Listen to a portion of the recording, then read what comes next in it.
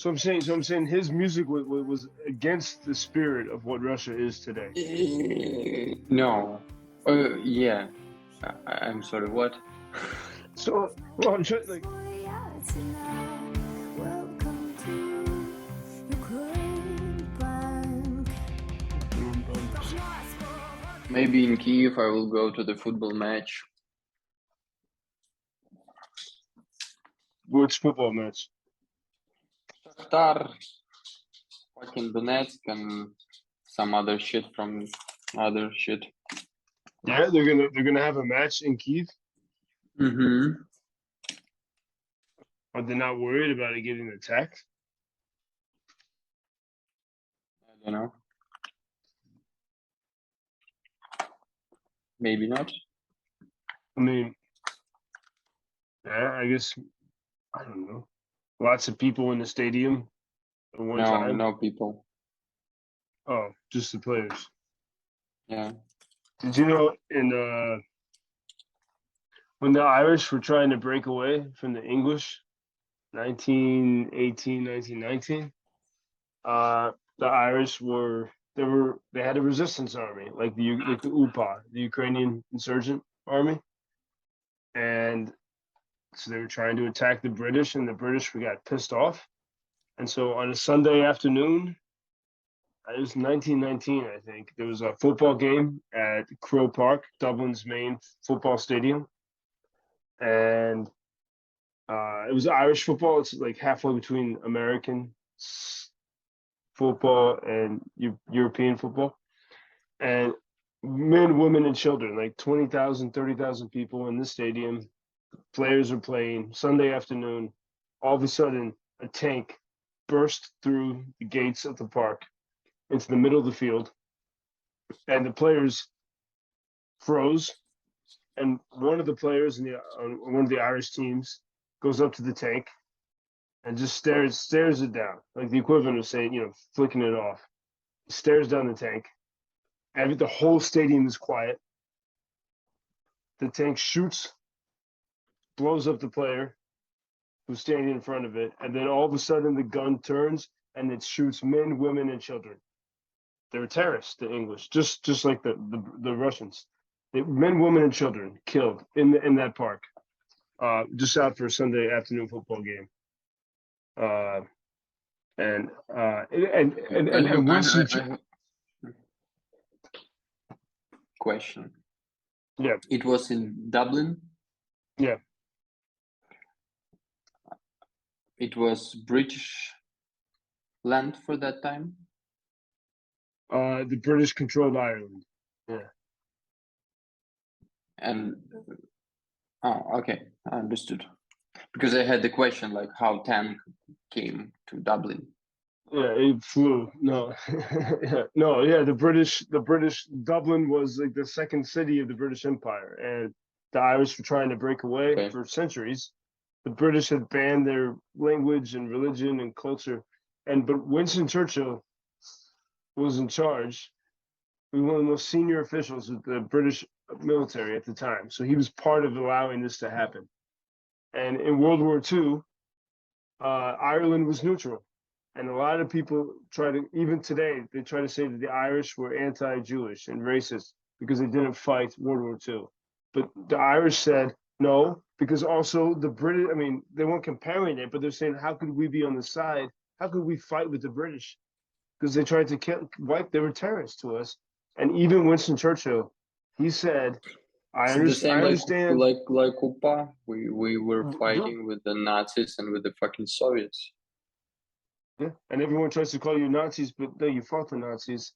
Yeah, and, because the fucking Soviet were not better than fucking Nazis. Soviet is the same fucking. It's the same ideology, really. Yeah, they're evil. But you know what? The German soldiers were smart and even clean, not like that, like dirty dogs from Soviet Union. Well, that's why there were so many attempts among the German officers to overthrow Hitler. I mean, there was at least some, there were people that tried to overthrow Hitler, like Colonel Stauffenberg. Yeah, I think the communists, well, they're both sick ideologies. The Brits, even despite as an Irishman, like I would say the Brits were still more civilized. And Churchill, cheers, man. Churchill, um, uh, he when the Irish sat out refused to fight in World War II, he said, "I understand, I understand why, because we did things like drive tanks into their football stadiums and shoot women and children." So Churchill was fair. He got it. um, but people still try to call the Irish Nazis. You can tell. You can tell to people like fuck off. Yeah, of course. Anyway, this is our Speak Freely, Speak Shitty, Near Daily War Journal. Our friend Volodya cannot join us tonight. He came up to me a few minutes ago. I'm here in the mountains. He said, "I think if I joined, it would be Speak Shitty tonight." I said, "That's great. But he was not allowed to join. But hopefully we'll talk tomorrow. Because man, there's two. I don't know what you want to talk about, but I got two things in my mind. What about you? What's up? No, I don't have. There's nothing. Nothing. Like a monkey. Man, I'm finally back in the mountains. I love Lviv. Like I was happy to be back. I was happy to see everyone. I feel the energy of that city. It's a great city, but so much of the time I'm in Lviv, I was just saying I wouldn't be back in the forest looking for mushrooms. Yeah, it's the same. I'm in Lviv, and I want to go to Kiev because it's like big, like Kiev, and like on Monday I'll be in Kiev, and after maybe 30 minutes I'll think, oh, fuck, I want to go back to Lviv. Exactly. Yeah. Lviv is, and when you're away from a place, you can appreciate it better. Lviv's an amazing city, man. It's beautiful. The people, Yeah, like even the way like the women walk there, they walk differently, like a little more coolly with more confidence. But like it's very, it's a power. And then I'm sitting in my regular cafe, and I was everywhere I went. I went to Dos Almas and everywhere I went, people run up, they're hugging me, and it was nice to be welcomed. And you just see people everywhere. It's a town. It's a place of connection. Um, and it was a holiday, yes, today. So some people wearing the Veshivanka, and yeah, I miss it. I love it, but it's summertime. I want to be in the forest and in the rivers. So yeah. we were talking about here in the Altanka, and which is the gazebo in Ukrainian. And also, I'm getting a lot of messages from people. 23rd, I had lots of warnings from America. So now the two big things are Zaporizhia nuclear plant and August 24th. Are you hearing anything, or what do you think? I heard about today, the 19th of August. They said because like recently, Russians made a day off for the workers of the station. Yeah. And our intelligence, they said like the Russians are preparing to make some terrorist on August 19. So now it's 11:30, August 19. So who knows? Nothing happened yet. I hope nothing will happen. But of course, it will be the Independence Day, and also in Mariupol or Donetsk. I'm sorry, I forgot. I don't remember where, but somewhere in a theater, it will be judgment for Ukrainian soldiers in August 24. They prepared to make it in that day, and they will make it on the stage of the fucking theater. As a showcase. Yeah, exactly. Yeah.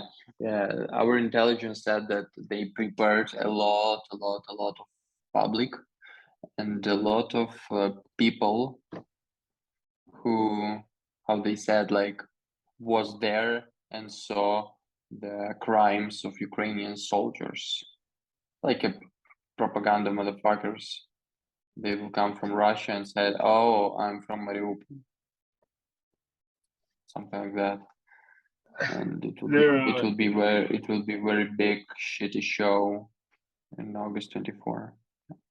Well, it's because it's Ukrainian Independence Day from 1991, and when Ukraine was leading the breakup of the Soviet Union, Gorbachev, his mother was Ukrainian, and Putin seems to care about shit like this. February 24th, when this war started, was the anniversary of the people kicking out Putin's regime in 2014.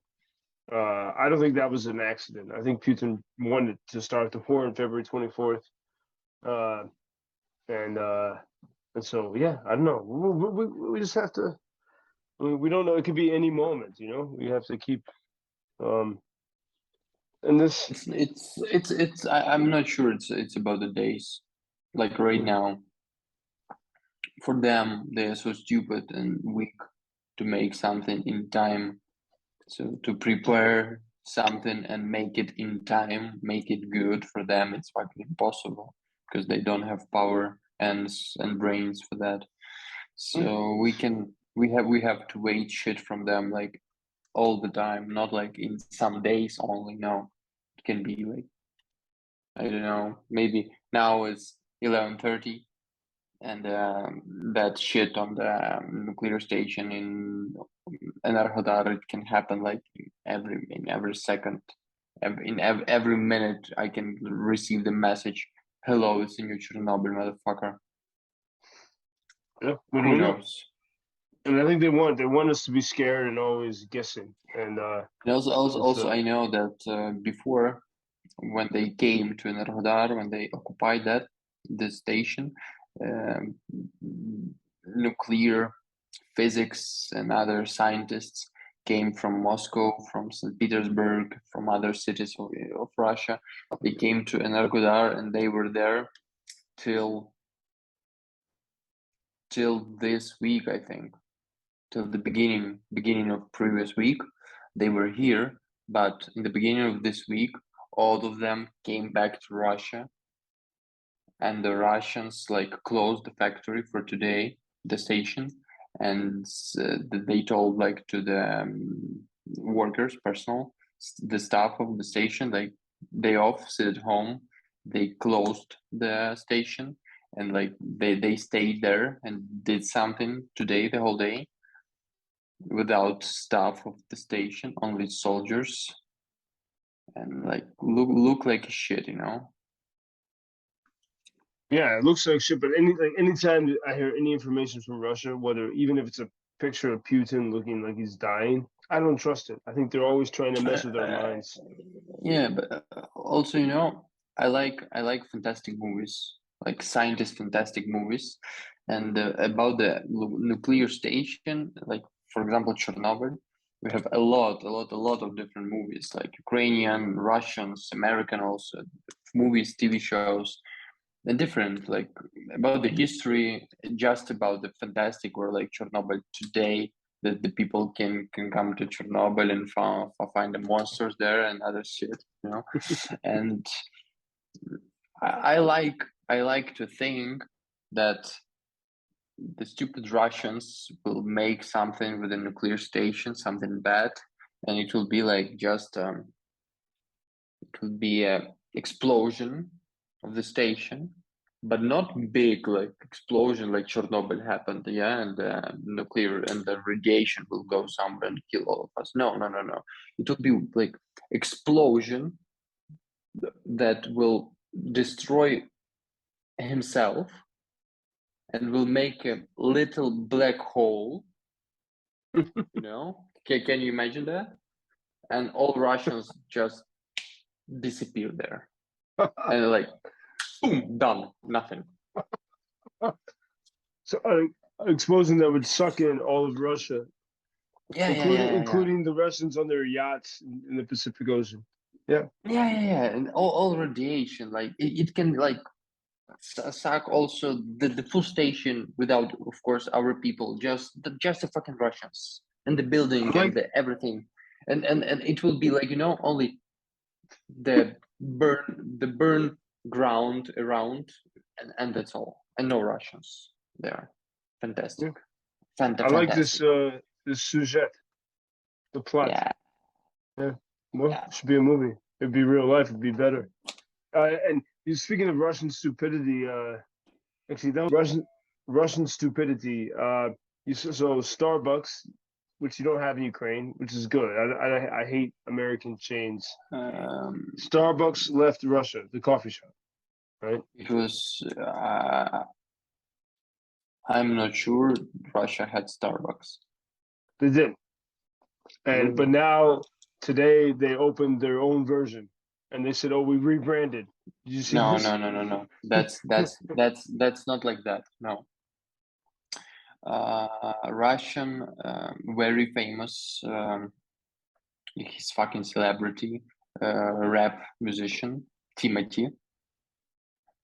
He the last few years he's making restaurants and bars and cafes and clubs in Russia, and called them like he also I know that he had a burger restaurant, and it's called Black Star Burger because his label, that rapper, his label called Black Star, and he opened like everything like Black Star something, Black Star restaurant, Black Star pizza, Black Star burger, and now he opened Star Coffee. So he just made a Star Coffee. Star Coffee, yeah, and I saw the logo of that shit. It's fucking the same like Starbucks but black. Yeah, but now at least I thank you for that because I understand. Because I read articles in Reuters and BBC and all that about today, and no one mentioned that it was starting. What you just said. No one said that. Interesting information that explains. Because for them it's like it's not interest. Yeah, It will be but much interest if we will say like Starbucks left and Russians opened Stars Coffee. yeah. You know? But we have to know. We want to know the truth. We have that shit in Lviv. We had a Turkish, very very expensive Turkish coffee shop. It's big, and it's like it's very like it look very expensive. Also, you can come inside and fuck everything around is fucking expensive. And I remember it's called in the beginning. It's called Gloria Jeans Coffee, and I knew that it was Turkish brand, something I think, Yeah, or it was an European, American too. It was American. or maybe American, whatever. It was like it was brand, yeah. But after the Turkish, the owner guy who is living in Lviv, Anwar, I don't remember his name. He thought, I don't want to pay to the brand every year money, so we leave everything like that, but just change the name. It's not a Gloria Jeans coffee. It's a Gloria coffee. Glory Cafe. Not, and he don't have to pay. Yeah, but he already got his audience. He got his. Yeah, Yeah. yeah, All Turkish people drink coffee there. yeah, yeah, yeah. I guess it's the same as Drunk, stars. drunk before the war. Now it's no Turkish people here. Yeah. So who goes there now? Ukrainian girls and some old rich husbands with that Ukrainian girls. Well, thank you for this history, man. Hey, welcome. It was a history lesson from Zakhar Pikh from Lviv, Ukraine. Thank you so But much and have a good night. yeah, thank you. But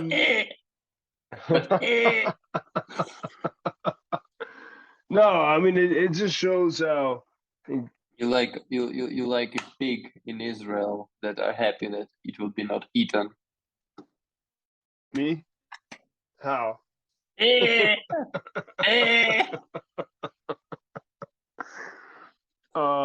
this story of the Stars coffee just show like obviously the Russians are. I mean, it's a sick culture. It's fucked up, but we have to only work in facts. We have to work in facts, and your story shows me that every story I read, it's clear. So yeah, Russia take Ukrainian songs of Okean Elze, translated into the Russian, just word by word, with the same music, and just singing. really, they put this on the radio, and so Okean is Everywhere. the top Ukrainian rock band, and with beautiful And songs. not only Okean Elze, also Zlata Ognjevich, Kaska, and a lot of like Ukrainian musicians and their songs. Also Skrябin, man, Skrябin. Amazing Skrябin, a Ukrainian hero who many people think was killed by the Russians in a car accident. No, I think he was killed by Ukrainians. Oh, he's protesting corruption here. Yeah. Wait, so The Russians Russians like take the songs, just translate them and sing. kind of like the way the Chinese just steal, copy and paste, and then they make it. Sometimes they make it better. But in Russia's case, can Russia create any great art? Is there any great music you've heard from Russia in the past? About the China. Okay, about the music, Russian music. In 90s, yeah, it was 90s, 80s, 90s, yeah, it was end of Soviet Union. In Russia was a singer, in the rock band Kino, and the singer Viktor Tsoi, and that music, that was amazing. But I think I listened that music like all my life. That guy Viktor Tsoi, yeah, all my life I listened that music, and I stopped 24th of February. Yeah, I stopped. I think it's only one thing from Russian content and about like everything from Russia I can miss a little bit. It's that band, but even because of that I will not start to listen that again. Never. Only because Sorry. and also about you said something about China, yeah, that China Wait, steals wait. something. Can I ask you about that? And can you send me some music from that guy, Victor Soya? But I wonder, like, same like I used to love Dostoevsky to read his books, but since February 24th, it's pizza dust. It's garbage. But and there's a lot of people that said like almost everything in Russian culture has contributed to this. It's a sick society. But would you say the same with Victor Soya's music, or was he trying to bring Russia in a better direction? Like, or would you say that even in his music? No, shit, no, man. No. Viktor Tsoi's songs was about the revolution in Soviet Union. He wanted to destroy all system what is going on there, and he was killed by system, like Ukrainian singers in Lviv also. So I'm saying his music was against the spirit of what Russia is today. No, yeah, I'm sorry. What? So well, I'm trying like I've thought a little bit about say like Dostoevsky, whose writings I used to love. There's a beauty to it and the psychology of it. But then I've realized Ukrainians have convinced me, some smart Ukrainian philosophers, that Dostoevsky still believed that everything else was shit and Russia was the best. You know, like Jesus was Russian. You know, it's pretty much the mentality. And No, and no, it's no, kind of no. a sickness. It was, But it Victor was, Soya, it was, his songs were they were about the war in Chechnya, for example, but he made it very like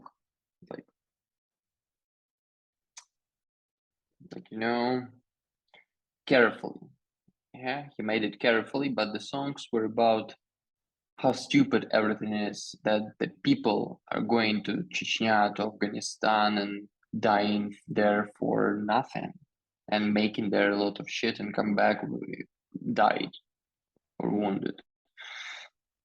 And also about like everything, how shitty everything is around us. There, So why can't in that time. why can't you listen to that now? I can't because it's Russian. That's enough. I'm saying, but is there? Good Russian is diet Russian. But I just I'll ask this as shortly as I can. Like, it sounds like he was trying to change. He saw the direction Russia has always been going, always really, and he was resisting it. Do you still respect him for that, or have you can't even respect what he did in the Man, 90s? I'm not sure. I'm not sure about that, but I think he died before I born. And anyone can know that what his songs could be now if he be still alive, He's Russian. That's all. No Russian music. Will you Russian please books. No Russian YouTube. No Russian TikTok. No Russian Instagram. No Russian movies. No Russia. No. I don't know what is that. Thank you. Yeah, I mean, I understand, man. Given I mean, it's the horrible Yeah. shit, and now they're trying to blackmail the world with the nuclear stuff. Will you send me his music though? Because I want to listen. I'm curious. And then I will send you the what, songs that I liked. I'm gonna send you one Russian song that I heard that I didn't know was Russian language that I like, and I want to tell you next time you tell me your opinion. But it was before the war, and then when I came back to Skola a few hours ago, I stopped at the pizza place here. Uh, Not as good as Bella Ciao, man. Not as good as your family's pizzeria, but I stopped in and they have a new sign up in the door. It says, "Hello, dear friends, Chernobyl hosty, dear guest.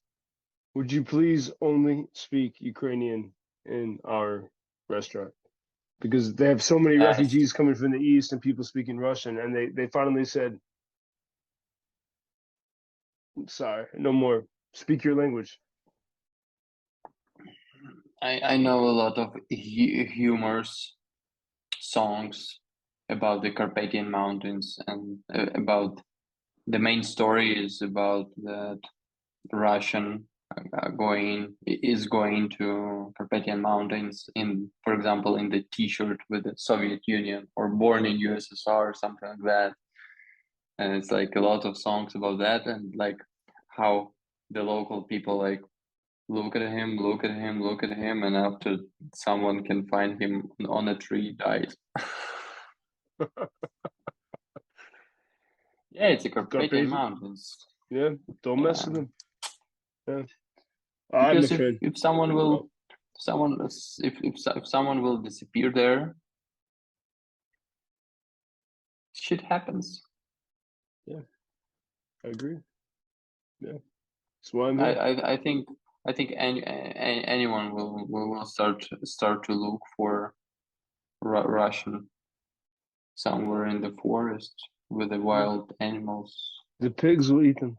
Maybe. I don't know. The pigs have the good Yeah, taste. maybe. But It's the wolves, bears, Yeah. rabbits,